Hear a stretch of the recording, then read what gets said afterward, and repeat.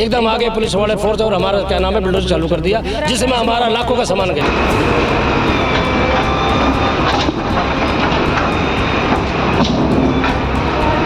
आते ही मीटर और पानी को ऐसे खींच के ले गए सारे पागलों की तरह। हमें टाइम ही नहीं दिया गया कि हम अपने कुछ तो ठीक कर लें। 160 से 170 परिवार रह रहे थे, उन सब के घर तोड़ दिए गए, सामान भी कुचल दिया गया, उनको सामान निकालने तक का भी टाइम नहीं दिया गया। एक तरफ गवर्नमेंट अनाउंस करती है कि जहाँ झुग्गी वहाँ मकान, लेकिन यहाँ लोग जो बसे बसाए हैं इतने सालों से उनको उजाड़ना चाहती है। ये तो है नहीं कि यहाँ पे लोग कब्जा करके रह रहे हैं।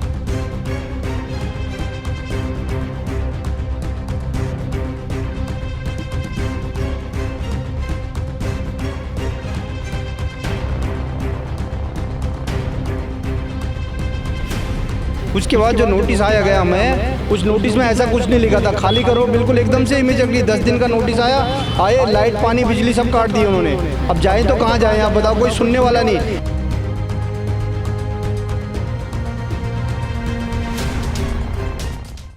पाइल्स फिशर फिस्टुला यह एक आम समस्या, इस समस्या से जूझ रहे लोग करवा सकते हैं शार करब शार सूत्र चिकित्सा। नीचे दिए नंबरों पर संपर्क करें। ना तो ये कोई भूकंप का दृश्य है और ना ही यहाँ पर मिसाइलें छोड़ी गई है, लेकिन फिर भी आप तस्वीरों में देख सकते हैं ये खौफनाक मंजर जो दिल दहला देने वाला है। नमस्कार, बहुत बहुत स्वागत है आपका। दिल्ली अप टू डेट देख रहे हैं आप और मैं हूँ आपके साथ अपर्णा झा। राजधानी दिल्ली में एक बार फिर से बुलडोजर का कार्यक्रम शुरू हो चुका है। पहले प्रदूषण की वजह से इसे रोका गया था, लेकिन जल्द ही इसे फिर से शुरू होने की बात कही जा रही है।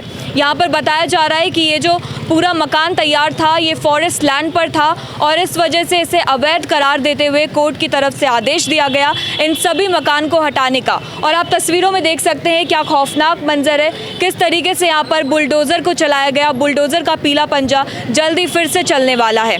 इस वक्त हमारे साथ यहाँ पर कुछ लोग जुड़े हुए हैं जो यहीं पर रहने वाले हैं, उनसे हम जानने की कोशिश करेंगे कि कब ये शुरू हुआ और क्या कुछ पूरा मामला है। सर, क्या नाम हुआ आपका? मेरा महेंद्र सिंह बलारा है।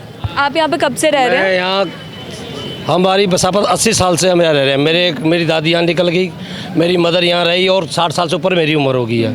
और मैंने जो ऑफिस का पीएफ का फंड था, पैसा था, सारा इसमें लगा दिया। भूमि माफिया परवेश सनोप जगदेव सिंह के लड़के ने, ये मेरा खसरा 139 में आता है और रिज वालों उसको क्या नाम है फॉरेस्ट वालों को और पैसा दे के मेरे पर निशान लगवा दिया, डीमार्क करवा दिया, जिसमें मेरा टूटने में नहीं था। ये जगदेव के लड़के प्रवेश ने करवाया सारा काम, क्योंकि वो इस भूमि पर कब्जा करने के चक्कर मार रहा है। और मैंने जो कमाया सारा पैसा यहाँ लगा दिया। आज हमारी स्थिति ऐसी है कि हम कहाँ रहें बताओ। और हम सीएम के पास हम गए, नहीं मिले, और एमएलए से भी बात की, सबसे बात की, बाकी किसी ने कोई साथ नहीं दिया। मुझे नहीं लगता कि सरकार है, सरकार बिल्कुल नहीं है। सरकार सिर्फ अपनी वोट के लिए है। सरकार ने कोई हमदर्दी नहीं हमारे से। सीएम हमें क्या भीख दे रहा है पानी और बिजली की? हमारे मकान को तो बचा नहीं सकता। जब मकान बनाते हैं, जब पुलिस वाले आते हैं तब कहाँ जाते हैं? आज तक पुलिस वालों ने कभी नहीं रोका मेरे को। मैंने 32 साल प्राइम मिनिस्टर ऑफिस में काम किया। राजीव गांधी से मेरी स्टार्टिंग हुई थी नौकरी, और उसके बाद मैंने होम मिनिस्ट्री में काम किया और ये मुझे सेवा का फल दिया गया गवर्नमेंट ने। अच्छा, मकान की रजिस्ट्री हो गई थी यहाँ पर? नहीं, उस टाइम हमारे यहाँ रजिस्ट्री नहीं है, जीपीए था। और जीपीए है हमारे पास, जो कि हमने हाई कोर्ट में भी दिखाया वो, पर लेकिन हमें स्टे नहीं मिला। तो पावर ऑफ अटर्नी के कोई कागजात आपके पास? हाँ बिल्कुल है, पावर ऑफ अटर्नी का कागज हमारे पास है। और हमारा खसरा 134 का कागज़ है नहीं, क्योंकि सारे भूमि माफिया जगदेव के लड़के प्रवेश ने कराया, उसने एसडीएम को पैसा खिलाया, उसने फॉरेस्ट वालों को पैसा खिलाया और सब पैसे के कारताने से हुआ है। अच्छा, हाई कोर्ट ने तो ये आदेश दिया था कि एक मकान को गिराने की बात हुई थी, यहाँ पर 4 गिराए गए। 134 की हुई थी, हमारा 34 में नहीं था। मैं एसडीएम से खुद मिला, मीना जी से मिला, 3 बार मिला। उसने कहा आपका फ्रंट है ही नहीं, पीछे पीछे का थोड़ा बहुत हो सकता है, चल जाएगा। मगर ठीक है, पर लेकिन रात को रिश्वत पहुंच गई। सबसे पहले मेरा बुलडोजर लगा दिया, सबसे पहले मेरा तोड़ा गया, जिसमें मेरा सामान, टीवी, फ्रिज, बहुत कुछ गया। हम सामान ही निकाल पाए अपने। हमारा कम से कम लाखों रुपए का। नोटिस कब दी गई थी आपको? नोटिस हमें दिया गया था सिर्फ 2-3 दिन पहले यहाँ लगाया था, हमें पता ही नहीं चला। जब हमें लगा था हम कोर्ट में चले गए, हाई कोर्ट में अपील कर रहे थे। और जब हाई कोर्ट आया उस दिन माता का जागरण था, हम जागरण भी कर रहे थे। एकदम आगे पुलिस वाले फोर्स और हमारा क्या नाम है बुलडोजर चालू कर दिया, जिसमें हमारा लाखों का सामान गया। मैम, क्या नाम हुआ आपका? शिप्रा सैनी। कब से यहाँ पे रह रही थी आप? 7 साल हो गए हमें यहाँ रहते हुए, और हम पे जीपीए है यहाँ पे, हमारे मकानों को तोड़ा गया है। तीन खसरे, मतलब खसरा एक हाथ लगाना था, पर तीन हमारे प्लॉट में 3 खसरे हैं, जबकि एक खसरे को इनको टच करना था, तो हमारे इसलिए सारा तोड़ दिया गया है मकान। तो क्या लगता है वो भी अवैध था या फिर इस पर कुछ और कार्यक्रम में कुछ रंजिश वगैरह है? अब ये पता नहीं है हमको, रंजिश है क्या है। एक के सब पे गाज गिर गई है, 200-250 फैमिली पे गाज गिरी है। सारे फेस्टिवल हमारे ऐसे ही गए हैं। तो अभी आप लोग कहाँ पर रह रहे हैं फिर? किराए पे रह रहे हैं, 20-20 हज़ार रुपये, 30-30 हज़ार रुपये किराए पे रह रहे हैं हम। क्या करें, एक रात में ही आते ही मीटर और पानी को ऐसे खींच के ले गए सारे पागलों की तरह। हमें टाइम ही नहीं दिया गया कि हम अपने कुछ तो ठीक कर लें। सर आप मैम ऐसा है, ये कॉलोनी हरिजन बस्ती के नाम से 1974 में इंदिरा गांधी के टाइम में पट्टे अलॉट हुए थे, तब से लोग यहाँ पर रह रहे हैं। उसके बाद धीरे धीरे लोगों ने ज़मीनें संभाली, उन्होंने आगे बिल्डरों को बेची। बिल्डरों ने यहाँ पर 4 स्टोरी मकान बनाए और सभी लोगों को बेचे। आज गवर्नमेंट उन ज़मीन मालिकों को नहीं पूछ रही है, बिल्डरों को नहीं पूछ रही है। जब लोग यहाँ रहने आ गए, किसी ने 20 में, किसी ने 25 में, किसी ने 30 लाख में ख़रीदा, उनके मकान अचानक 10 दिन के नोटिस पे तोड़ दिए गए। उनको कोई मुआवजा नहीं, कहीं रहने के लिए रिहेबिलिटेशन नहीं, कुछ भी नहीं। अच्छा, लगभग कितने परिवार यहाँ पर रहते हैं? यहाँ पर करीब कोई 160 से 170 परिवार रह रहे थे। उन सब के घर तोड़ दिए गए, सामान भी कुचल दिया गया, उनको सामान निकालने तक का भी टाइम नहीं दिया गया। और जबकि जिनकी ये लागतबाजी थी, जिन्होंने ये ज़मीन पे कब्जा कर रखा था, उन लोगों से आज दिन तक कोई नहीं पूछ रहा है। उन्होंने पैसा कमाया, बिल्डरों को बेचा, बिल्डरों ने पैसा कमाया, उनको भी कोई नहीं पूछ रहा। वो अलग जगह जाकर के प्रॉपर्टी खरीद लेते हैं, वहाँ बना लेते हैं। जो गरीब लोग अपनी गाड़ी कमाई, अपनी पूरी ज़िंदगी की कमाई मकान पे लगाता है, उनके मकान तोड़ दिए जाते हैं। क्या गवर्नमेंट 1974 से लेकर आज दिन तक सोई हुई थी? क्या फॉरेस्ट वाले सोए हुए थे? उनको मालूम नहीं कि ये ज़मीन अगर फॉरेस्ट की है तो उन्होंने कितने समय से फंसा हुआ ये पूरा मसला? ये 1974 से 80 से चले आ रहा है ये। क्या जब इन्होंने मकान क्यों बनने दिए यहाँ 4 स्टोरी बिल्डिंग? क्या वो रातों रात बनी? कई सालों से बनी। कोई बिल्डिंग 80 में बनी, कोई 90 में, कोई 2000 में, कोई 2001 अच्छा, जब मकान बन रहा था तभी कोई पुलिस वाले या एमसीडी वाले कोई भी आए थे? आते हैं, पैसा खाकर सेटिंग करके बिल्डरों से चले जाते हैं। जब उनको पैसा मिल जाता है उसके बाद कोई नहीं आता। जब तक पैसा नहीं मिलता, जिन लोगों से पैसा नहीं मिलता है उनके मकान तोड़ दिए जाते हैं। और ये सिलसिला चलता आ रहा है, कोई पूछने वाला नहीं है, कोई गवर्नमेंट पूछने वाले नहीं है। क्या हाई कोर्ट को ये दिखाई नहीं दिया कि यहाँ कितने लोग रह रहे हैं और कितने सालों से रह रहे हैं? अगर ये 74 से कॉलोनी बसी है तो आज हाई कोर्ट को याद आया या फॉरेस्ट डिपार्टमेंट की नींद आज खुली कि ये कॉलोनी इलीगल है? उस समय क्यों उन्होंने मकान बनने दिए? फिर तो सर ये हाई कोर्ट की तानाशाही हो रही है। हाई कोर्ट की तानाशाही है, गवर्नमेंट की तानाशाही है, सबकी तानाशाही है। क्या फॉरेस्ट डिपार्टमेंट आज दिन तक सोया हुआ था? सन 80 से यहाँ बिल्डिंगें बननी शुरू हुई, उसमें से लेकर अब तक कितनी ही बिल्डिंग्स बन गई हैं। उनकी नींद तब कहाँ थी? तब उन्होंने पैसा लोगों से खाया, बिल्डिंगें बनने दी। जब बिल्डिंग बन करके गरीबों ने पैसा उसमें लगा दिया, तब मकान तोड़ दिए गए। सर आप कब से यहाँ पर रह रहे हैं? मैं शुरू से रह रहा हूँ। मैं यहाँ का RW का प्रेसिडेंट हूँ, संतरा मेरा नाम है।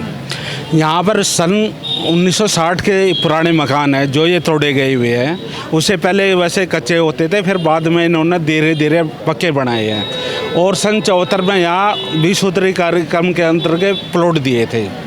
और ये रिज वालों ने 96 में, पहले गांव सभा की ज़मीन होती थी, ये रिज का इसमें कोई लेना देना कुछ नहीं था।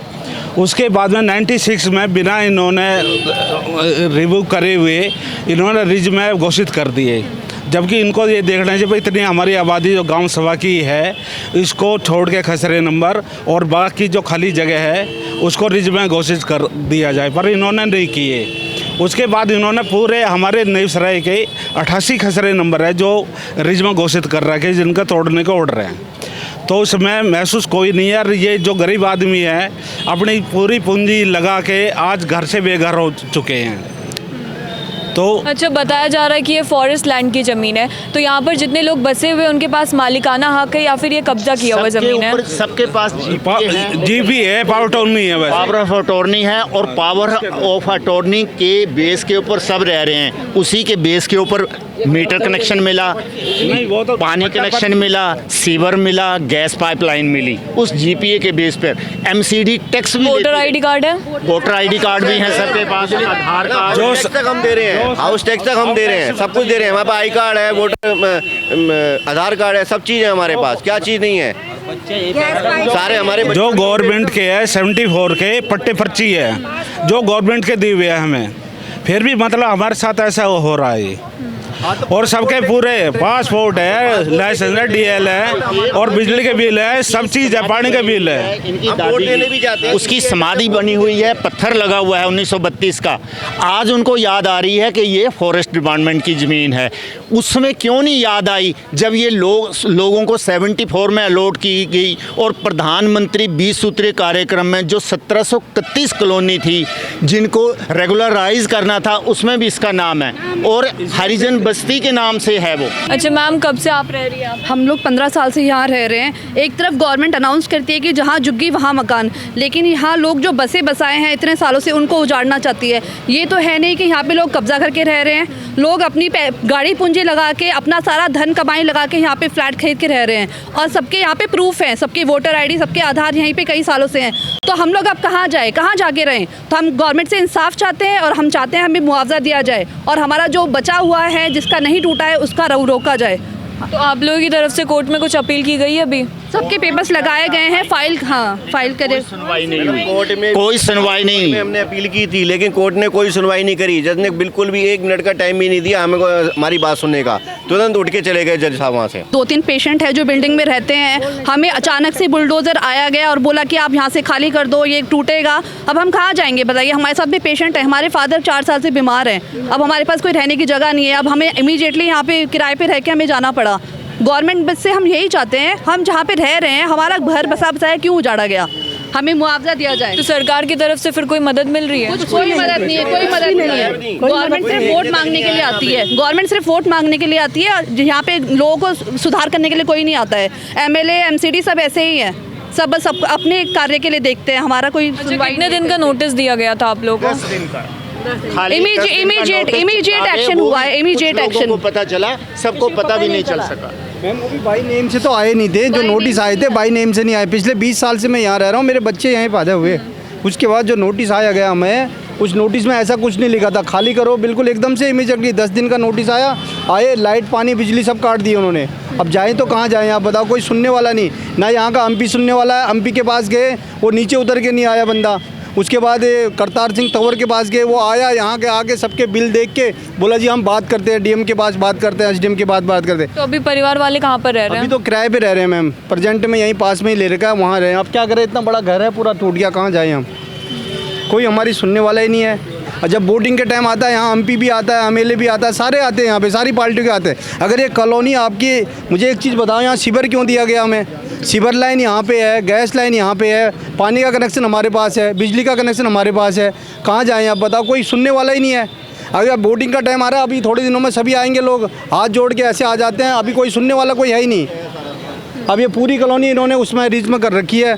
अब ये रीच अगर रीच था तो हम लोग यहाँ पे उसी समय नहीं होने देते ना। 20 साल से मेरे बच्चे भी यहीं पे, सब कुछ पैदा यहीं पे हुए हैं। 15-16 साल का तो बेटा हो गया और यहीं पैदा हुआ, यहीं का मेरा पासपोर्ट भी यहीं का है, आधार कार्ड यहाँ का है, इलेक्ट्रिसिटी सब कुछ है, जितने भी प्रूफ होते हैं। और हाउस टैक्स भी देता हूँ मैं, एमसीडी में टैक्स भी भरता हूँ, ऐसा नहीं है।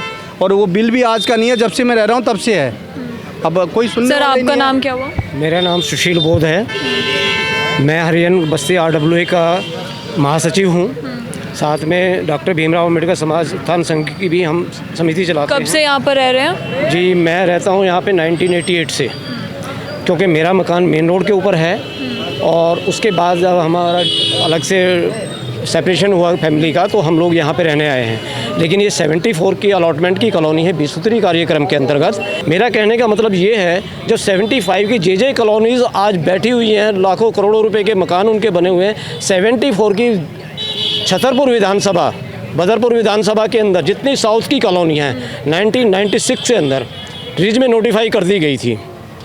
अब मैं ये पूछना चाहता हूँ, क्या दिल्ली की इन कॉलोनियों की वजह से ही प्रदूषण फैलता है, जिसका LM मेहता वर्सेस स्टेट का जो डिसीजन के ऊपर इनको नोटिफाइड किया गया, तो ऐसा क्या है इन कॉलोनियों में, कौन सा प्रदूषण इन कॉलोनियों से हो रहा है, जबकि सरकारें आज अपने सभी प्रोजेक्ट कर रही हैं, किसी प्रोजेक्ट को बंद करती है, उसको रीज में नोटिफाई कर देती है, उसको दूसरी जगह शिफ्ट कर देती है। देखिए यहाँ पर आपने साफ तौर पर देखा कि लोगों ने अपनी आप बीती सुनाई, उन्होंने बताया कि किस तरीके से उनका आशियाना उजाड़ा जा रहा है। अब यहाँ पर आप देख सकते हैं कि आम जनता जो अपनी पूरी ज़िंदगी की पूंजी जमा करके मकान तैयार करते हैं, उनके मकान को किस तरीके से ढाया जा रहा है, और जिस बिल्डर और सरकारी कर्मचारियों की साठगांठ होती है उन पर किसी भी प्रकार की कोई कार्रवाई नहीं की जा रही है। अब देखना यह है कि आगे इस पर क्या कुछ होता है। जो भी जानकारी आएगी दिल्ली अप टू डेट की टीम आप तक लगातार पहुंचाते रहेगी।